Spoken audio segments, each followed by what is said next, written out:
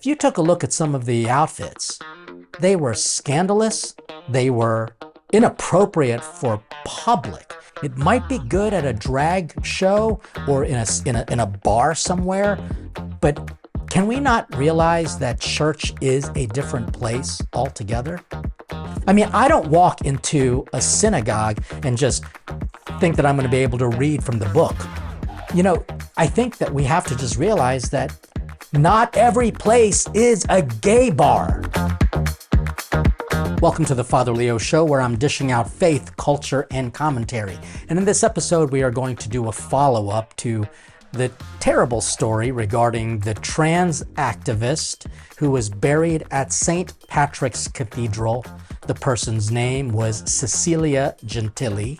And so we're going to jump into not only the latest developments, but also respond to your comments. But before we jump into that, I want to say thank you to all of those who left comments. And because of that video, we have really achieved a unique milestone for the Father Leo Show. And we want to keep that momentum going. So please click subscribe if you haven't done so, because we are really providing a unique perspective, a pastoral perspective.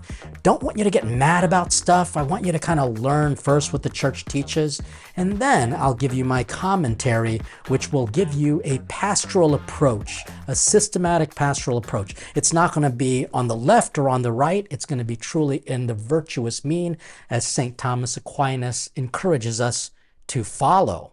So make sure you tell friends to click and subscribe, and if you haven't done so yet, please consider joining our Patreon community, because there you get access to a tremendous amount of other incredible, insightful information, as well as some great discounts and some perks. So let's just jump into it now with my comments regarding the follow-up and faith and this transgender's debacle of a funeral. So as you all know, this has been a real tragic situation for a lot of people. And we got to remind you that faith requires us to be able to offer consolation to the families and friends who mourn. But the most important objective is to glorify God, to thank God for the gift of this person's life, to worship God. And as I mentioned before, this funeral was all about the people. It was kind of interesting that some of the comments that I received, one was about the phrase that the priest used at the beginning as he commented on the 1,500 people that were there. He said something to the effect of, other than Easter, we don't get such a turnout. So I interpreted that as the numbers of people that were there. And I told him that's just incorrect. This person said, this is a common English phrase. I'm like, okay, first of all, I'm not English, so I don't know what that means. But they said it was about the outfits. So the priest's comment was, if I'm to interpret it with an English kind of understanding, I don't know why I would do that, but that was one of the comments, that he was commenting on how well dressed everyone was. But I'll have to say, even that was incorrect. The priest spoke incorrectly. They were not, some were well dressed, and good for them. They at least respected a sacred place. But if you took a look at some of the outfits, they were scandalous. They were inappropriate for public. It might be good at a drag show or in a bar somewhere, but can we not realize that church is a different place altogether? And it is a place that needs to be respected. I mean, I don't walk into a synagogue and just think that I'm going to be able to read from the book. Nor do I go into a mosque and not remove my shoes. I don't go to the Wailing Wall, the Western Wall, and not cover my head. I think that we have to just realize that not every place is a gay bar. And not the streets of New York has to be a place where we just kind of think that the Pride Parade, it might have passed in front of the cathedral, but it doesn't go into the cathedral for a reason, because the outfits were not appropriate. So the priest's comment was, never seen, other than Easter, we don't see such a turnout. If he was talking about the outfits, he was wrong. it wasn't a turnout, it was a turn off, because church is church. So to follow up also, this comes from The Federalist, and it was a very interesting story. The headline reads, this is from February 23rd, transgender funeral at New York Cathedral was likely a vicious, quote unquote, anti-hate crime. So the reason why they say that is writing to the letter to the New York Attorney General, Brian Burke, who's the president of Catholic Vote, a leading Catholic advocacy group, called for an investigation into the facts and circumstances surrounding the recent use of St. Patrick's Cathedral in New York City by transgender activists who to deceptively gain access in advance, by the transgender activists to deceptively gain access and advance ideas and beliefs hostile to doctrines of the Catholic Church, while openly mocking these beliefs. I mean, I read that poorly, but hopefully you get the idea. And then it talks about highlighting the state's penal code. Birch noted that both acts implicate the trans activist in criminal activity. Penal Law Section 485.3 indicates how New York courts have recognized that those who gain access to property by deception are liable for criminal trespass, while 485.05.1 parentheses A specifies that selecting the victim of a criminal trespass based on a religion or religious practice is a hate crime. Sounds interesting? Sounds kind of convincing. And so now let's jump into my response to the comments from a culture that truly is messed up. Here are my comments. As we all know, culture is completely messed up, and the follow-up to all of this was truly just kind of grisly and somewhat embarrassing.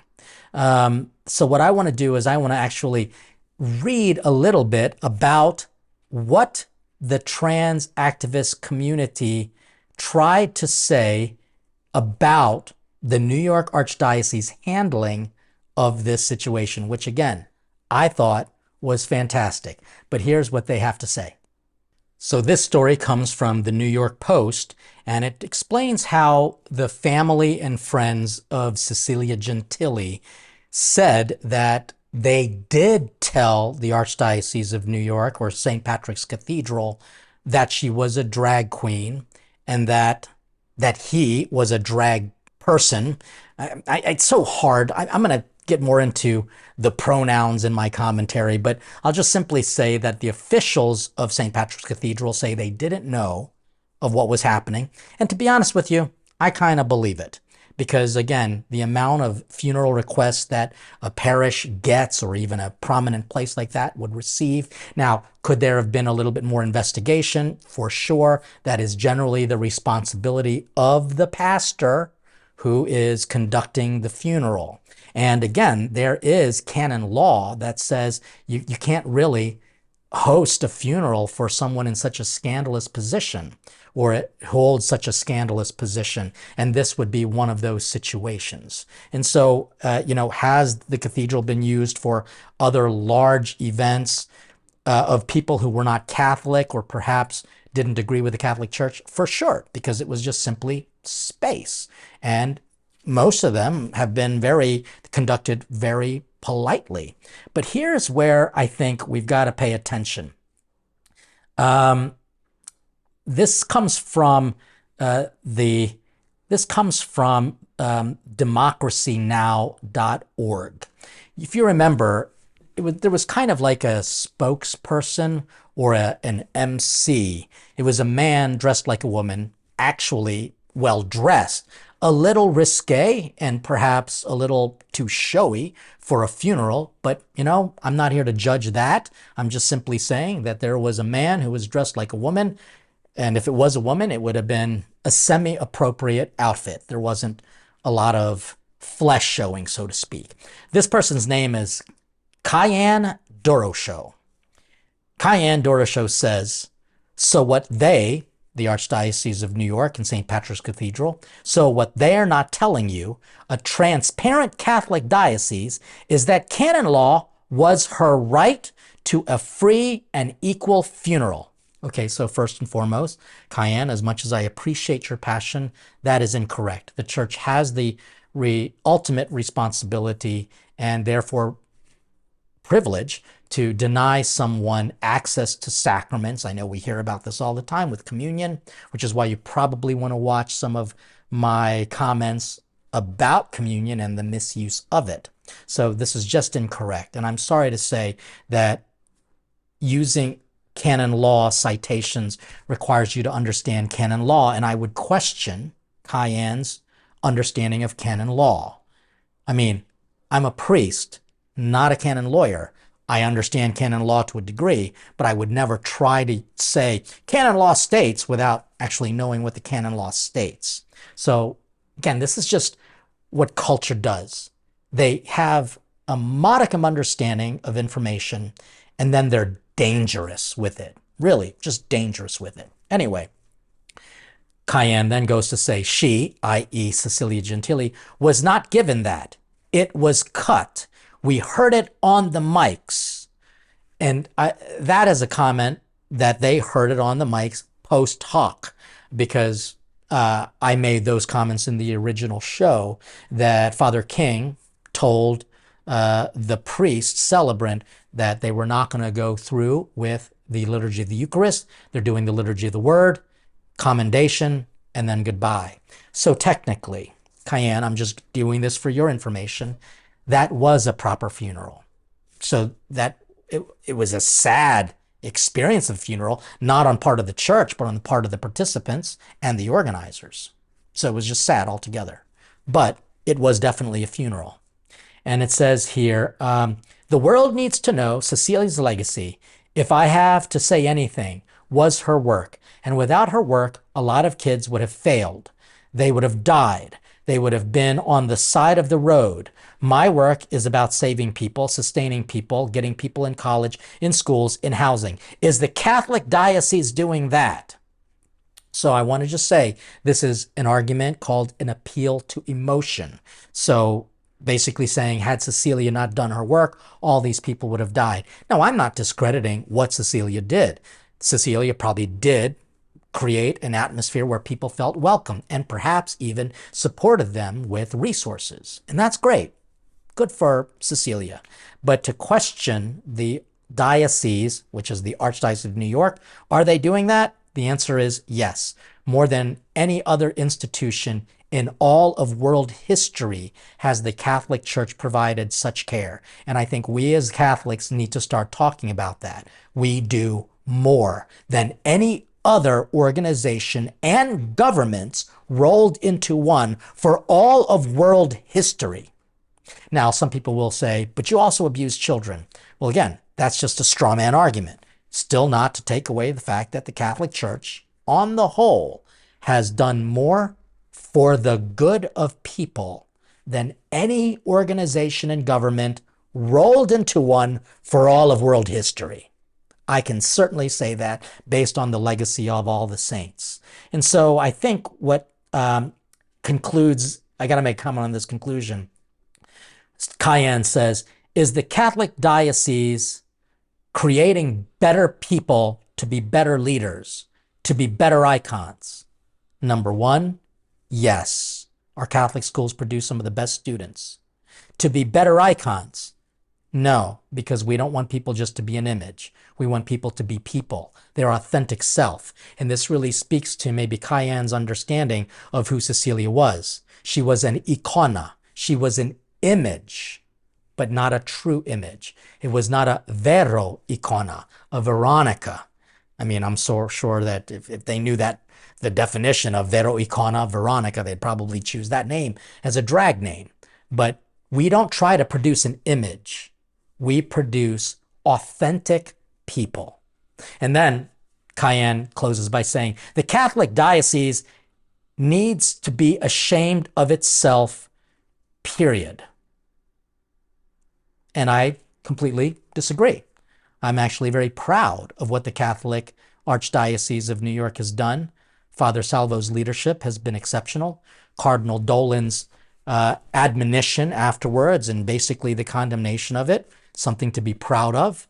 And I know it's not going to get a lot of play, but at the same time, he even asked to have a mass of reparation be done. Some people say it needs to be exorcised. That's not true because the church wasn't possessed. It was disrespected. It was treated in a very sacrilegious way. The remedy to that is a massive reparation. And I'm sure that they are going to go through and bless every corner. But what the church doesn't want to do is respond to the pithiness of culture. But guess what? I will at least respond to many of the comments that came about. And so here are now my comments about the comments, and here's my commentary.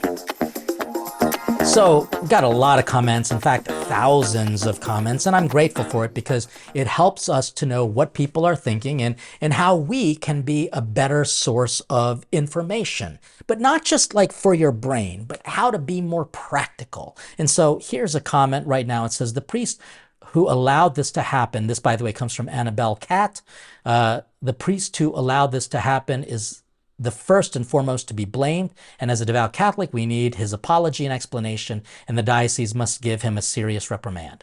All right, that's fine. Maybe you might want to just simply write to his superior and ask him that. But, leaving the comment on mine, I'm glad that you feel that way. But if you want an explanation from him, I would suggest go ahead and reach out to him. I'm sure he has received quite a number of emails, and it's going to be his prerogative. But I will say this, it might have not just been his thing. He probably just didn't know. And a lot of times in an effort to be nice to people, priests have sometimes done silly things. That's why pastoral formation is key to a successful priest's pastoral activity. He needs to know, first of all, what the church teaches, believe it in his heart and every fiber of his being, and then learn ways to exercise that teaching in a pastoral activity that's not offensive. So I think in a desire to not offend people, we sometimes offend Mother Church, and that's too bad. Another comment here. Claire Quinn, 566, society has sunk even lower than it already was. What a horrible era we are living through. Standards are rock bottom, ugly. All we can do is pray. Pray often. Hello from Ireland. Well, thank you very much, Claire. I appreciate that. Not only coming from Ireland, but you're reiterating what I said in my commentary, that if anything, this has really shown how ugly and broken society has become. And our greatest way to respond is prayer. Okay, here's another comment from Maureen, 5132. Cecilia was a man, Father. Stop calling him a woman. That is not appropriate. We must speak the truth. Okay, thank you, Maureen. I completely agree with you.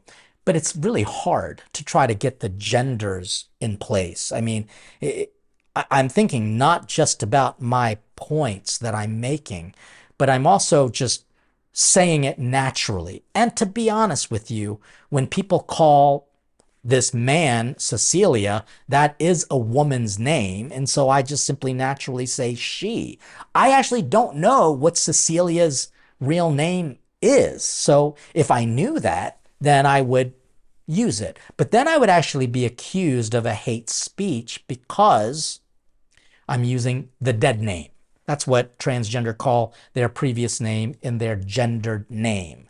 If we were in Italy or in any other Romance language speaking country, they have distinctions between masculine and feminine, and it's just part of language. And so thank you for bringing that up. I'm sorry. I don't mean to offend you, but please don't also be easily offended.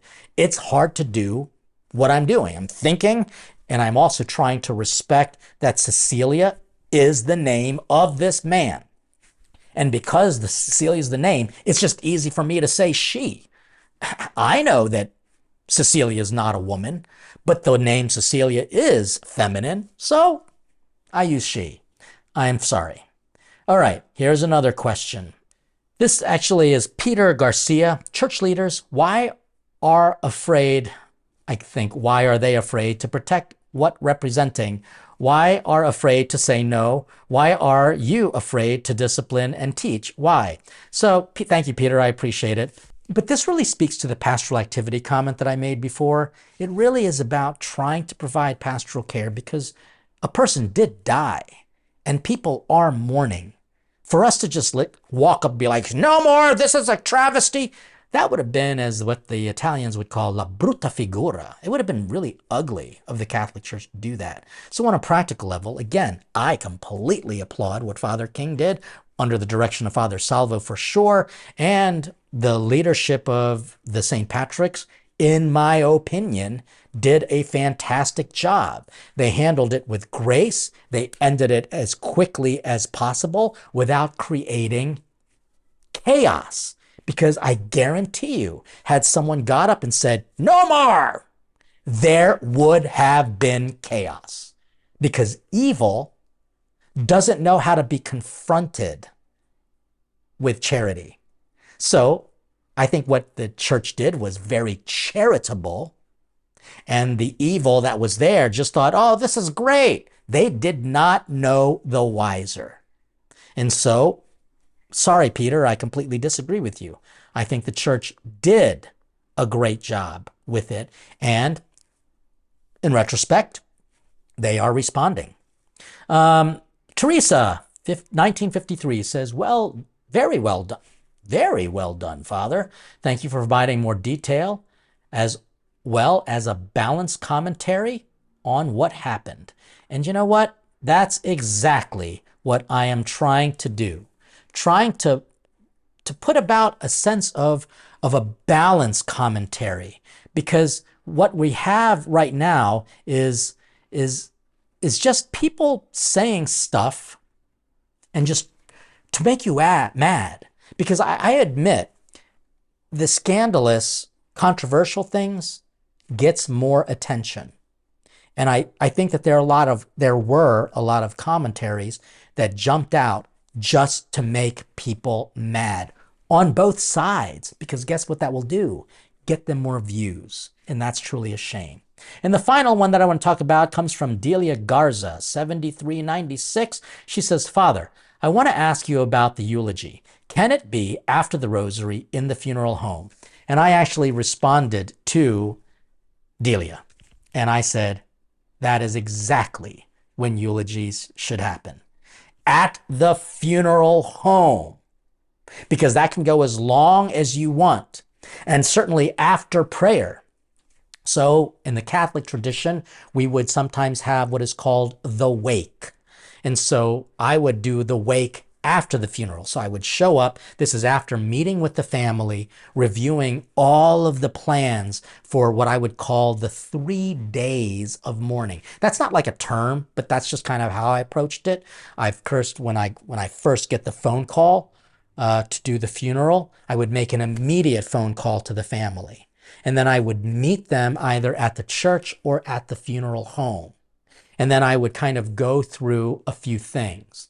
One is to kind of go through the schedule of the days. So for example, the night before or the days before the funeral it's scheduled, they can offer visitation hours, and then they can do a wake, and then they can also do a rosary, and then they can also have a gathering of family and friends. And I tell them I would be available. If I'm available, I would make myself available to lead that kind of para-liturgy and also to lead the ritual.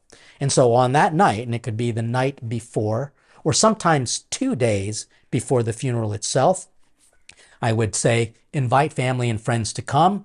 We're going to pray the rosary first, and I would lead it or get others to lead it. Then I would do what is called a prayer and a blessing before the funeral mass, which is a ritual outside of the funeral. And it's a reading, the blessing of the body. Our Father, very short, takes about 10 minutes max, maybe 15, if you want to offer a few consoling words. And then I would say, Now, what I'd like to do is invite people who would like to come forward to offer a few words, your memory, your feeling, whatever, and oftentimes as they come up, I would just kind of gently say, thank you. Keep it to about 2 to 3 minutes. I would whisper that in their ear, and then they would just know I'm keeping it 2 to 3 minutes, and that was it. And then we would go right into the closing. So after I see a lot of people, in fact, I would say, can I have those who would like to say something stand up? Because if they're all standing, then they're going to be like tired. So they're not going to just be like, I'd like to say something. We want to organize that. This is stuff that I do personally as a pastoral leader to make sure that we do things with dignity. And so that's the first day. The second day is the funeral ritual itself at the Mass, followed by the graveside blessing. And then the third day is when I would simply send them a message or a phone call and tell them I'm praying for them. At my next Mass, I'm going to keep them in my prayer in a special way. And guess what? It's a beautiful send-off. And that's what we have to remember, that a person died, a very troubled person with a very troubled past who did some good things, but also lived a life that was morally contrary to the gospel. But that doesn't mean that God doesn't love that person and that Jesus didn't die for that person. So Jesus is always going to be faithful even if we are not faithful. But guess what? The church, who is the body of Christ, is faithful. So while everybody wants to get mad, I want to close this by simply saying we still need to pray. Pray for the forgiveness of sins of Cecilia Gentili, or AKA known as Cecilia Gentili, and pray for that entire community, because we don't want the death of someone to create more division in this world. So I think we all need to be more graceful. And so these are my commentaries. I hope you got something out of this conversation, and thank you for listening. Thank you for watching. Make sure, again, you click like and subscribe and make your comments. Send this to other family and friends and get them to do the same. And please support us on Patreon, where you can get more content as well as some special perks. But in the meantime, God bless you and stay hungry for God.